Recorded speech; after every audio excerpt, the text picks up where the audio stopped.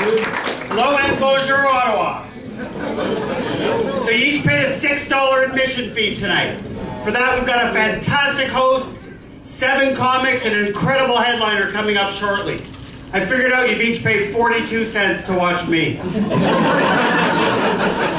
If at the end of my performance, even one of you feels like you didn't get good value, I'm gonna slit my fucking wrist.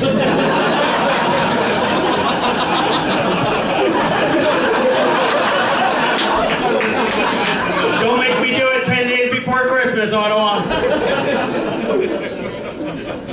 So I got a new roommate recently, and it's really interesting how my life has evolved, actually.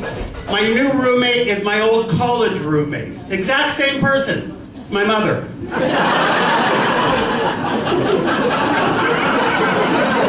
You know, I'll tell you, being my age, being 49 years old and living with my mother, it's kind of like I'm aging, but not living. The analogy I would use, it's like these guys that play hockey for the Toronto Maple Leafs. Like, they've made it to the big leagues, but have they really? Maybe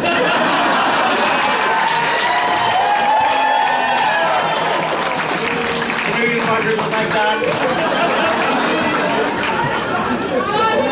But you know what? But you know what? Some of you are probably thinking, you must be a real loser being 49 and living with your mother. But you know what? That's not the worst part of it. The worst part is that we go clubbing together. And it gets really fucked up when I have to be her wingman. But I'll tell you, lately she's just been driving me crazy. She's been totally relentless. I hear 10 times a day, Danny, make your bed, make your bed. 10 times a day. But I'm finding it really difficult because I'm sleeping on the top bunk. The reason for that is my older brother's on the bottom. Yeah, it's bizarre. It's like the 60s all over again, without the acid. It's crazy. Mom got pissed off at me recently. I suggested to her that we open up a joint bank account. I just thought it'd be a great way for my dick all to grow. Because no, Scotiabank, I'm not richer than I think. Have you guys seen that marketing campaign from Scotiabank? I may be dumber than I think. I may be a little bit less attractive than I think. I'm probably even a little bit fatter than I think. But I'm not richer than I think. So a couple weeks ago, I took them up on it. I went into my local Scotiabank, because I've been dealing there for 20 years, living paycheck to paycheck. 20 years. So I went up to the customer service lady and I said, I'd like to speak with somebody, please. She says to me, what's it pertaining to?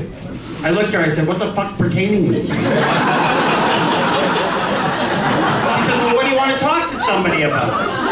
I said, I just don't think that I'm richer than I think.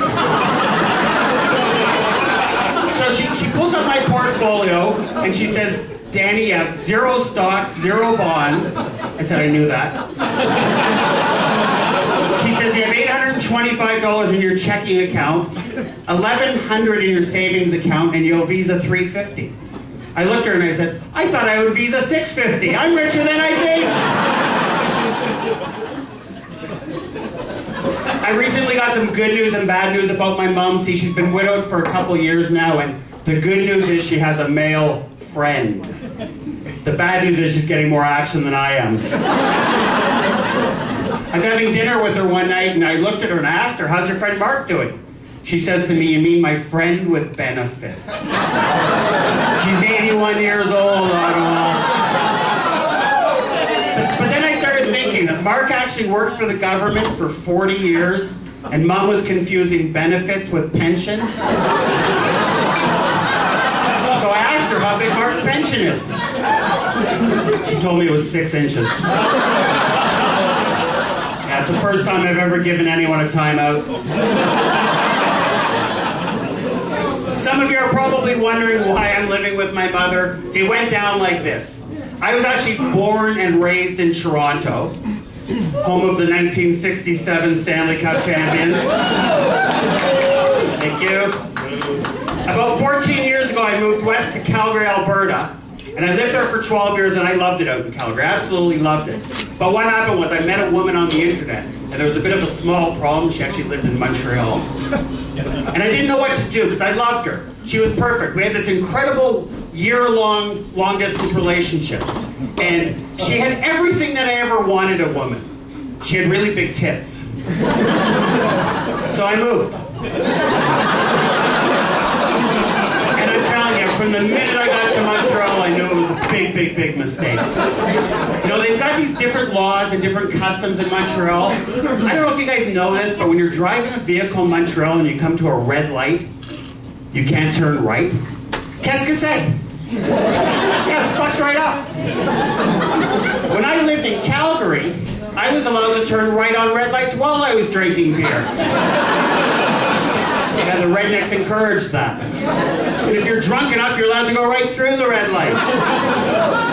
I sure miss Calgary. But I'll tell you, the big thing in Montreal, the really tough thing was the language. And I didn't speak any French at all when I moved out to Montreal. And I wanted to learn though. And I remember one night I went to a Tim Hortons and I made a real ass of myself because I looked at the English side of the menu and I asked the employee what the French translation was for croissant. My girlfriend though, or my ex-girlfriend, you've probably figured out by now, she got really impatient. I'd been there for about 3 months and one night she says to me, Danny, I'm going to teach you some French.